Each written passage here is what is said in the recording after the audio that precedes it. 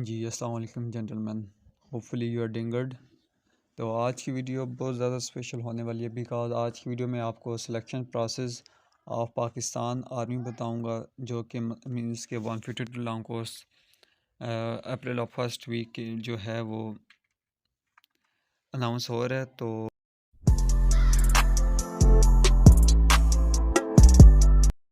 आज मैं आपको इसका सिलेक्शन प्रोसेस बताऊंगा, ठीक है। तो जो कोर्स है वो PMA 152 लॉन्ग कोर्स है, ठीक है। और इसके अलावा सबसे पहले आपने इसकी तो जेंटलमैन सबसे पहले आपने ऑनलाइन रजिस्ट्रेशन करनी होगी, ठीक है। आर्मी की वेबसाइट पर www.joinpakistan.army.government.pk, ठीक है। तो आपका जो है वो पहले आपने ऑनलाइन रजिस्ट्रेशन करनी है, ठीक है। फिर इसके बाद आपको आपकी जब अप्रूव होगी रजिस्ट्रेशन, आपको आपकी टेस्ट डेट पता चल जाएगी, ठीक है, कि आपका टेस्ट कब है।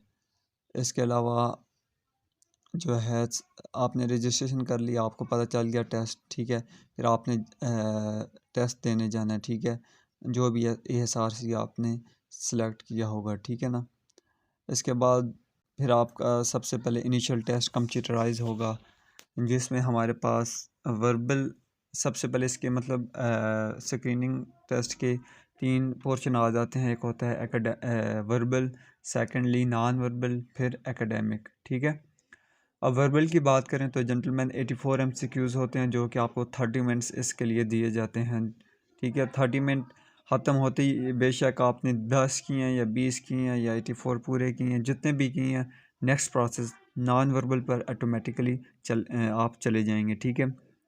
इसके बाद नॉन वर्बल 64 आएंगे, आपको 30 मिनट्स इसके लिए दिए जाएंगे, ठीक है। जिस वक्त 30 मिनट इसके भी हो जाएंगे तो ऑटोमेटिकली आपका एक रिज़ल्ट जो है वो कंक्लूड होगा, जो कि वर्बल और नॉन वर्बल को मिक्स करके जो है वो बनाएंगे, ठीक है। मतलब ऑटोमेटिकली बन जाता है। अगर आपके 50% मार्क्स वर्बल में और 50% मार्क्स नॉन वर्बल में है तो आप इंटेलिजेंस टेस्ट जो है वो आप पास कर जाएंगे, ठीक है। अगर आपके 50% मार्क्स एग्जांपल लेते हैं, 80% आपने नॉन वर्बल में ले लिए हैं, ठीक है, और 40% आपने नॉन वर्बल में ले लिए हैं, फिर भी आप फेल हैं, तो इसलिए आपको 50% से ज़्यादा दोनों में लेने हैं। 50% का पासिंग क्राइटेरिया है, ठीक है। तो इसके लिए आपने अच्छी प्रिपरेशन करनी है। हम अपने ग्रुप में जो है अच्छी प्रिपरेशन करवा रहे हैं वर्बल नॉन वर्बल की, ठीक है, और साथ ही ऑनलाइन टेस्ट ले रहे हैं, ठीक है। अब ये वर्बल नॉन वर्बल हो के अब बात करते हैं मोस्ट इम्पॉर्टेंट पार्ट, जो कि एकेडमिक। बहुत सारे कैंडिडेट्स 50 to 70% कैंडिडेट्स इसमें फेल हो जाते हैं, ठीक है। तो एकेडमिक टेस्ट में क्या आता है, तो जेंटलमैन एकेडमिक में हमारे पास इंग्लिश आती है, इस्लामियात, मैथमेटिक्स, फ़िज़िक्स और जीके वगैरह आता है, ठीक है। तो अगर आप जीके और इस्लामियात को मतलब आप इसको प्रिपेयर करते हैं तो आप इजीली जो है वो एकेडमिक को पास कर जाएंगे, ठीक है। इंग्लिश के 1-2 MCQs होते हैं, ज़्यादा 5 आ जाएंगे। मैथमेटिक्स के 1 आ जाएगा। फिजिक्स का तो कभी कभार तो 1 भी नहीं आता, आ भी गया 1 आएगा। ज़्यादा इस्लामियात और जीके के होंगे, ठीक है, और इंग्लिश के 4-5-6 जितने भी होंगे, ठीक है। अगर आपने एकेडमिक टेस्ट भी पास कर लिया, इसके 50 MCQs होंगे, जो कि 30 मिनट्स आपको दिए जाएंगे। अगर आपने इसमें भी पास कर लिया तो आपका स्क्रीनिंग टेस्ट अब जो फर्स्ट ऑफ ऑल होता है वो आप पास कर जाएंगे, ठीक है।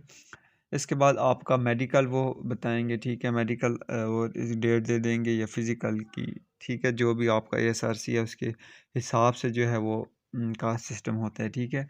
मेडिकल होगा, ठीक है, मतलब नी नॉकिंग, चेस्ट वगैरह मेजर करेंगे। हाइट में कोई रिलैक्सेशन नहीं है, चेस्ट में अगर आपकी छोटी है तो टाइम दे देंगे। बाकी मेडिकल में आई साइट वगैरह चेक करते हैं, ठीक है।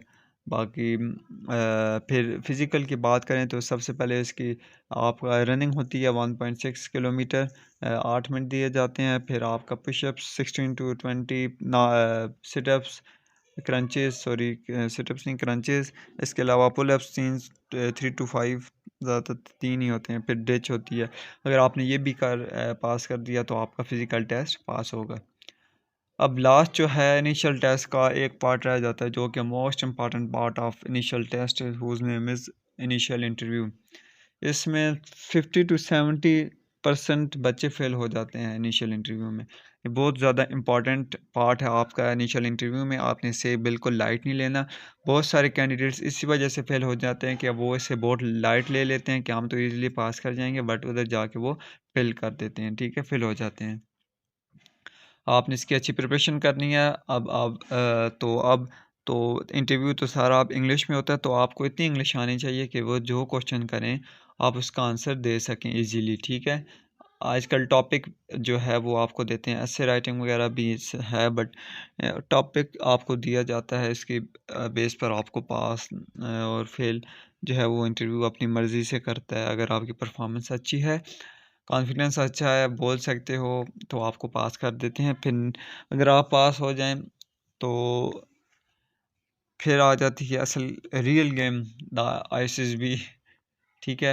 आईएसएसबी, फिर आईएसएसबी, तो फिर आईएसएसबी है, ठीक है। तो ये था प्रोसेस। अगर आईएसएसबी का सिस्टम आ जाए, महीना 2 महीने बाद आपकी कॉल लेटर आ जाती है आईएसएसबी, जो भी सेंटर आपको दिया जाता है आप वहाँ पर जाते हो, 4-5 दिन का आईएसएसबी होता है। उसके बाद आपका जो अगर पास रिकमेंड है तो आगे आपका मेडिकल होगा, मेडिकल के बाद शॉर्ट लिस्ट के बाद आप पाकिस्तान मिलिट्री अकेडमी आपको बुला लेती है, ठीक है। अगर आप नॉट रिकमेंड हो जाते हैं तो फिर आप रिपीटर हो जाते हैं। रिपीटर वो होते हैं जो कि आईएसएसबी में अपीयर होते हैं। अगर आप इनिशियल इंटरव्यू में भी फेल हो गए हैं तो आप कोई रिपीटर नहीं है, आप फ्रेश कैंडिडेट्स हैं, ठीक है। Hope for the best and best of luck for your future and specially PMA 152 long course. Hopefully you will be prepare very well इंशाल्लाह and you will be get selected. Okay, मिलते हैं next video में, तब तक के लिए खुदा हाफिज़।